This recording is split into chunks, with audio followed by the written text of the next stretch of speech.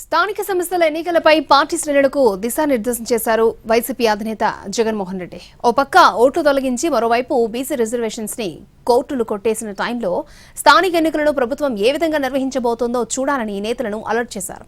ఎన్నికలు నిష్పక్షపాతంగా జరుగుతాయనే నమ్మకం లేకపోయినప్పటికీ ఎక్కడా కూడా ఏకగ్రీవం కావద్దని జగన్ నేతలకు సూచించారు. కార్యకర్తలకు నేతలు అండగా నిలిస్తేనే అసెంబ్లీ ఎన్నికల్లో కార్యకర్తలు నేతలకు అండగా ఉంటారని చెప్పారు. ఎన్నికలు జరపాలనే ఉద్దేశంతో చేసిన పనులు కావు అన్నట్టుగా కొన్నిసార్లు అనిపిస్తాయి. ఒకవైపునేమో 44 లక్షల మంది ఓటర్లు లేరు అని ఒకవైపున ఈల ప్రభుత్వం చేసిన ఎస్ఐఆర్ రిపోర్టే చెప్తా ఉంది. మరోవైపున ఆ 44 లక్షల మందిని కలిపి ఓటర్ల లిస్టును తయారు చేస్తున్నారు. లేని ఓట్లు ఉన్నట్టుగా చూపించి ఎన్నికలకు పోయే కార్యక్రమం జరుగుతూ ఉంటే హైకోర్టులు ఎలా ఒప్పుకుంటాయి, ఎన్నికల కమిషన్ ఎలా ఒప్పుకుంటుంది అనేది పక్కన పెడదాం. ఎందుకంటే ఒకవైపున ఓట్లు లేవని వీళ్ళే చెప్తున్నారు. అంటే లేని ఓట్లను ఉన్నట్టుగా ఓటర్ లిస్టు తయారు చేసుకుని ఎన్నికలకు పోవడం అన్నది చట్ట ప్రకారం నేరమే. బీసీలకు సంబంధించి 34% రిజర్వేషన్స్ అని ఆంధ్రాలోనే ఇక్కడే మనం చేసినప్పుడే కోర్టు కొట్టేస్తుంది. కోర్టు కొట్టేసినా కూడా అది వేరే విషయం.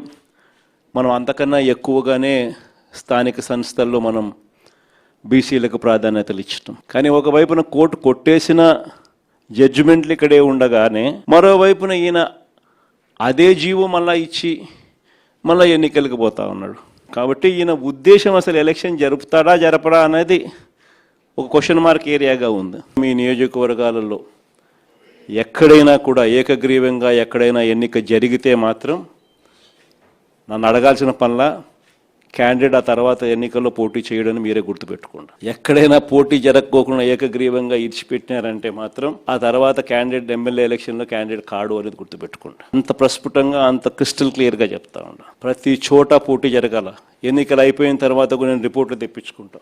పోలీసులకు ఇటువంటి వాళ్ళందరికీ కూడా గట్టిగా మెసేజ్ చెప్పండి. కళ్ళు మూసుకుని కన్ను తెలిసేసరికి 2 నెలలు కూడా పూర్తయిపోతాయి. ఎవడైనా కూడా ఏ పోలీస్ అధికారైనా కూడా పదవి దుర్వినియోగం చేస్తే మాత్రం ఖచ్చితంగా గుర్తుపెట్టుకుంటాం. డిజిటల్ బుక్లోకి వాళ్ళ పేర్లు ఎక్కిచ్చేసేయండి. ఆ తర్వాత మన ప్రభుత్వం వచ్చిన తర్వాత అన్యాయం చేసిన అధికారి ఎక్కడ ఉన్నా కూడా ఖచ్చితంగా శిక్ష పడేట్టుగా చేస్తామని మాత్రం ఖచ్చితంగా చెప్తాం.